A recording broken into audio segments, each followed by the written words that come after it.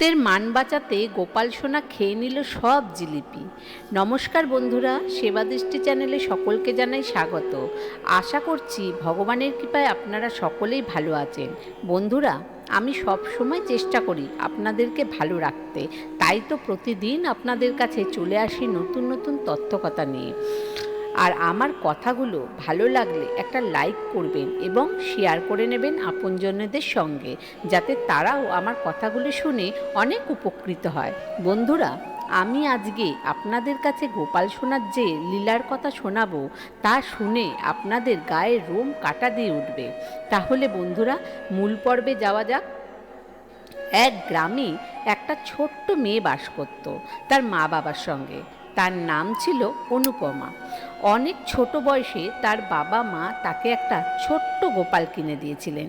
ছোট অনুপমা গোপাল সোনাকে নিজের ছেলের মতন করে আদর করত। অনুপমা দেখত যে তার মা যেমন করে অনুপমাকে আদর করে, তেমনি অনুপমা গোপাল সোনাকে সেরকমভাবেই আদর করত। এইভাবে যত দিন যেতে লাগলো, অনুপমাও বড় হতে থাকলো। আর বড় হবার পর যখন তার বিয়ে হলো, আর বিয়ে হওয়ার আগে অনুপমার একটাই শর্ত ছিল যে তার যেখানেই বিয়ে হবে সেখানে সে গোপাল সোনাকে নিয়ে যাবে, তাতে তার শ্বশুরবাড়ির কোনো আপত্তি ছিল না। বিয়ের পর অনুপমা গোপাল সোনাকে নিয়ে শ্বশুরবাড়ি চলে গেল। এইভাবে অনুপমা দেবীর দিন কাটতে লাগলো তার সংসার ও গোপাল সোনাকে নিয়ে। এইভাবে আস্তে আস্তে অনুপমা দেবী বৃদ্ধ হলেন এবং একদিন তার স্বামী, শ্বশুর, শাশুড়িও মারা গেলেন। শুধু রইলেন অনুপমা দেবী এবং তার গোপাল সোনা। অনুপমা দেবী খুব ভালো ছিলেন, তাই তাকে কোনো অসুবিধার মধ্যে পড়তে হয়নি। যদিও কখনো কোনো অসুবিধার মধ্যে পড়তে হতো, তাহলে অনুপমা দেবীর পাড়ার লোকজন তাকে সাহায্য করতেন। একদিন অনুপমা দেবীর সঙ্গে একটা ঘটনা ঘটল। অনুপমা দেবীর পাড়ার লোকজন অনুপমা দেবীকে বলল, আমরা সবাই বৃন্দাবন যাব। এই কথা শুনে অনুপমা দেবীও বলল, আমিও তোমাদের সঙ্গে বৃন্দাবন যাব। তখন পাড়ার লোকজন অনুপমা দেবীকে বলল, ঠিক আছে, তুমি আমাদের সাথে বৃন্দাবন পরিক্রমা করতে যেতে পারো। অনুপমা দেবী বৃন্দাবন যাবার জন্য তৈরি হতে লাগলেন এবং তার ছোট্ট গোপাল সোনাকে বলল, এই দেখ, তুই একদম দুষ্টুমি করবি না, তোকে আমি এমনিতেই বাড়িতে রেখে যাচ্ছি। তুই আমাকে এমনিতেই খুব জ্বালাস, হয়তো বাইরে গেলে তুই আমাকে আরও জ্বালাবি, তখন লোকেরা আমাকে কে বলবে? তাই তুই বাড়িতেই থাক। তার জন্য অনুপমা দেবী গোপাল সোনার জন্য অনেক রকম খাবার করে দিল। কিন্তু তাও গোপাল সোনা তার মাকে বলতে লাগলো, মা, আমি তো একা থাকতে পারবো না, আমি তোমার সঙ্গেই যাব। তখন অনুপমা দেবী বললেন, গোপালকে বলল, হ্যাঁ রে গোপাল, তুই এখন আমাকে ছেড়ে থাকতে পারছিস না, তাহলে আমি যদি কোনোদিন মরে যাই, তাহলে তুই কি করে থাকবি? কার কাছেই বা থাকবি? তখন গোপাল বলল, এরকম তুমি বলো না মা, আমি তোমাকে ছাড়া একটুও থাকতে পারবো না। আমাদের ছোট্ট ননিচোরা গোপাল কিন্তু খুব দুষ্টু, কেন বলুন তো? কারণ ভোলা ভালা ভক্তদের পিছু নিতেই যে ভগবান স্বয়ং নিজেই চলে আসে। বন্ধুরা, আপনারা বুঝতেই পারছেন, দুই মা ছেলের মধ্যে কথা হচ্ছে। এমনকি ভগবান স্বয়ং তার মাকে বলছে, আমি তোমাকে ছাড়া থাকতে পারবো না, তুমি আমাকে ছেড়ে যেও না। কিন্তু অনুপমা দেবী গোপালের কোনো কথাই শুনলেন না। তিনি বললেন, না, তোমাকে বাড়িতেই থাকতে হবে। এই বলে তিনি চললেন সবার সঙ্গে বৃন্দাবন পরিক্রমা করতে। যেই না তিনি গাড়িতে উঠেছেন, হঠাৎই তিনি বলে উঠলেন, গাড়ি থামাও, গাড়ি থামাও, আমার গোপাল সোনা যে বড় কাঁদছে। এই কথা বলে তিনি এতটাই ছটফট করতে লাগলেন, তাদেরকে গাড়ি দাঁড় করাতেই হলো। আর তিনি দৌড়ে গিয়ে গোপালকে নিয়ে এলেন আর গোপালকে বললেন, এই দেখ গোপাল, তোর কান্না শুনে আমি তোকে নিয়ে যাচ্ছি, তুই কিন্তু আমাকে একদম বিরক্ত করবি না, আর গাড়িতে যারা আছে তাদেরকেও তুই বিরক্ত করবি না। এইভাবে সারাটা রাস্তা তার ছোট্ট গোপাল সোনার সাথে গল্প করতে করতে চলে গেলেন। আর সবাই ভাবতে লাগলেন, বুড়ি মনে হয় একা থাকতে থাকতে পাগল হয়ে গেছে, সেই জন্য এই মূর্তির সঙ্গে কথা বলেই যাচ্ছে।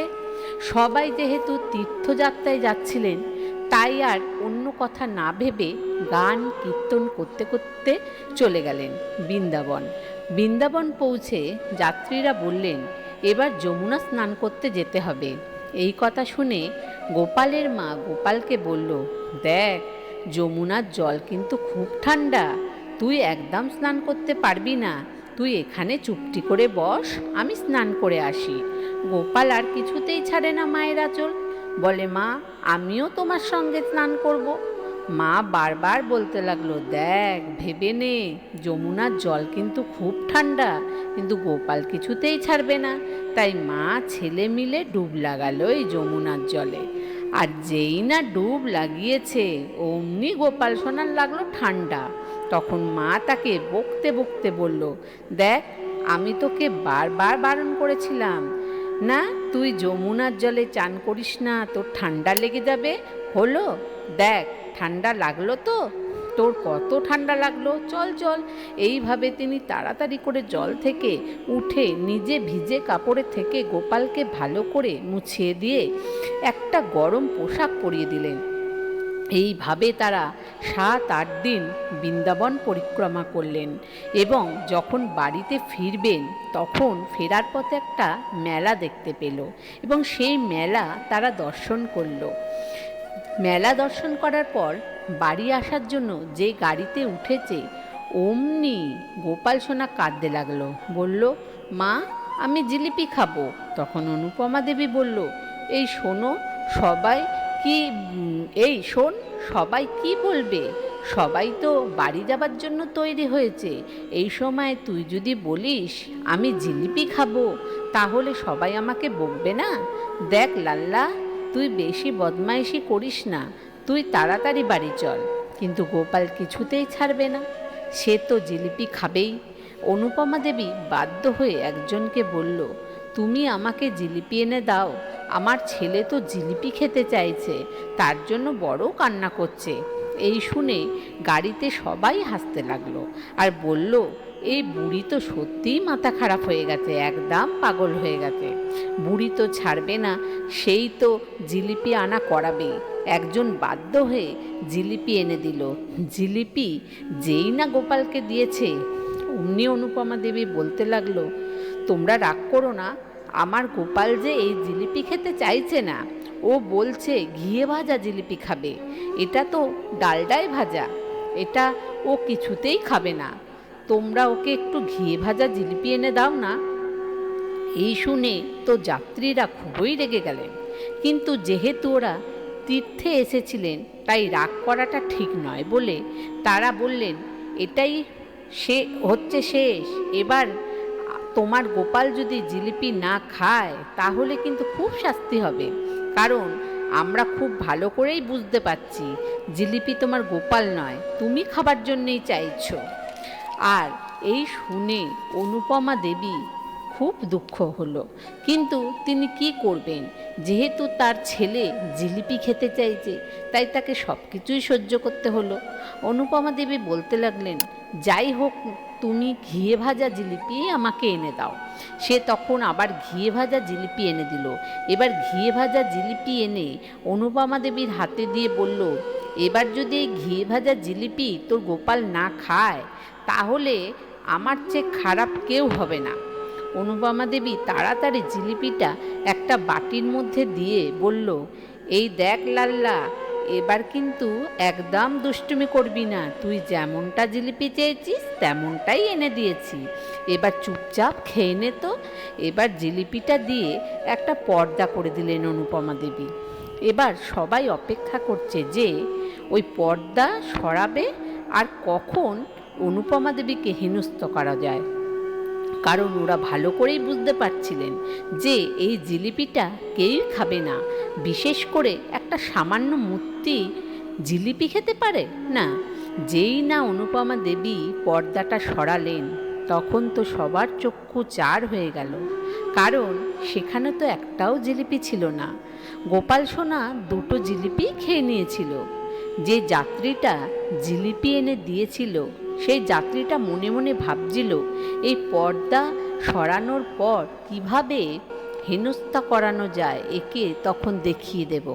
সেই যাত্রীটা দৌড়ে গিয়ে অনুপমা দেবীর পায়ে ঝাঁপিয়ে পড়লেন আর বললেন, সত্যি তোমার ভক্তি দেখে আমি বড়ই মর্মাহত হয়েছি। ভগবান কি তার ভক্তকে এতটা ভালোবাসতে পারে, নিজে ভক্তের প্রতি টান যে ভক্তকে রক্ষা করতেও চলে আসে। আমার খুব ভুল হয়ে গেছে। আমি মনে মনে ভাবছিলাম তোমাকে কিভাবে হেনস্থা করব, তাই তুমি আমাকে ক্ষমা করে দাও। তখন তিনি বললেন, আরে না না, আমার গোপাল তো খুব খুশি হয়েছে, কারণ তুমি ওকে জিলিপিটা এনে দিয়েছো বলে। যদি ওকে জিলিপিটা না এনে দিতে তাহলে আমার ছেলে রাগ করত, কিন্তু এখন ও আর রাগ করছে না। দেখো ও কত আনন্দ ও খুশি হয়েছে, দেখো ও তোমাকে দেখে হাসছেও। এরপর সবাই গোপালের সঙ্গে কত গল্প করতে করতে, নাম সংকীর্তন করতে করতে বাড়ি ফিরে এলেন। এবার আপনারা বলুন, আমার গোপাল সোনার লীলার কথাটা আপনাদের কেমন লাগলো? আর ভালো লাগলে আপনারা আমার চ্যানেলটিকে সাবস্ক্রাইব করুন এবং বেল বাটনে প্রেস করুন এরকম নতুন নতুন তথ্যকথার নোটিফিকেশান পেতে। আর কমেন্টে জয় গোপাল লিখতে ভুলবেন না। ধন্যবাদ।